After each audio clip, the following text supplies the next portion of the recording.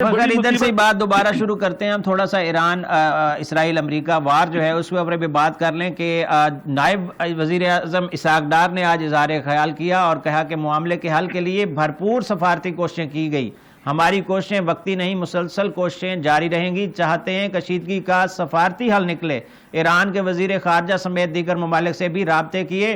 یہ تمام تر صورتحال جو اس وقت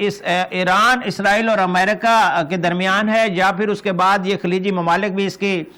وہ کہہ لیں کہ بھمر میں پھنس گئے ہیں, اس تمام تر صورتحال پہ ہم بات کریں گے. ہمارے ساتھ موجود ہیں اعجاز نقوی صاحب جو کہ سینئر تجزیہ کار بھی ہیں, ان سے بات کریں گے اور ان سے پوچھیں گے کہ یہ تمام تر معاملے کو وہ کس طرح دیکھتے ہیں. جی اعجاز نقوی صاحب کیا دیکھتے ہیں؟ جی, ہر گزرتے لمحے ایران امریکہ اسرائیل وار انتہائی پیچیدہ ہوتی چلی جا رہی ہے. ہم اگر خاص طور پہ دیکھیں صرف آج کے واقعات جو گلف کنٹریز میں پیش آئے ہیں, وہ ریفائنریز کو انٹیکٹ کرنا ہو, وہ ایل این جیز کو انٹیکٹ کرنا ہو, وہ فضائی اور بحری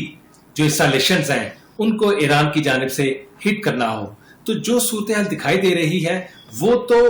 فوری طور پر ایران کے حق میں دکھائی دے رہی ہے. دوسری سب سے اہم بات, امریکہ کو یا اسرائیل کو وہ جو نقصانات ہیں وہ ایک کہہ لیں کہ بہت دور کی بات ہے. سب سے اس پورے معاملے میں, اس پورے جھگڑے میں, اس پورے ایشو میں جو سب سے زیادہ قیمت ادا کرنی پڑے گی وہ ہے عرب کنٹریز کو. عرب کنٹریز کی جو اکانومی ہے وہ وار اکانومی نہیں ہے, وہ پیورلی بزنس اورینٹڈ اور انویسٹمنٹ پر مشتمل ہے. خاص طور پر اگر صرف دبئی کا دیکھیں تو وہاں جو صورتحال ہے وہ دبئی اس کا کبھی اندازہ لگا ہی نہیں سکتا تھا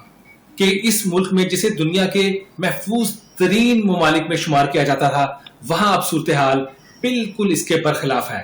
اور یہ صورتحال ایران کے لیے انتہائی مفید ثابت ہو رہی ہے جنگی حکمت عملی کے اعتبار سے, کیونکہ ایران اپنے ارد گرد کے تمام ممالک کو خاص طور پہ انوالو کر رہا ہے اپنی سیفٹی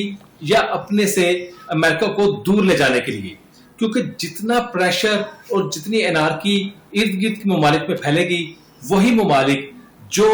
پہلے اسرائیل یا امریکہ کے اتحادی ہیں یا اس کی کسی نہ کسی لحاظ سے سپورٹ کرتے ہیں, وہی اب اپنے ملک میں بگڑتی صورتحال اور خاص طور پر ان کی معاشی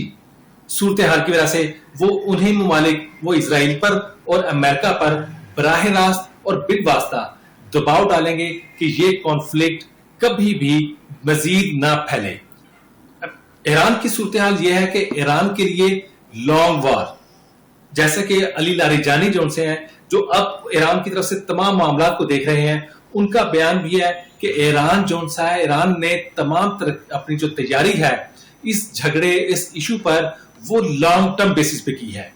جبکہ اگر دیکھا جائے تو اسرائیل اور امریکہ نے اپنے اندازوں کے لحاظ سے یہ جنگ انتہائی شارٹ ٹرم رکھی تھی.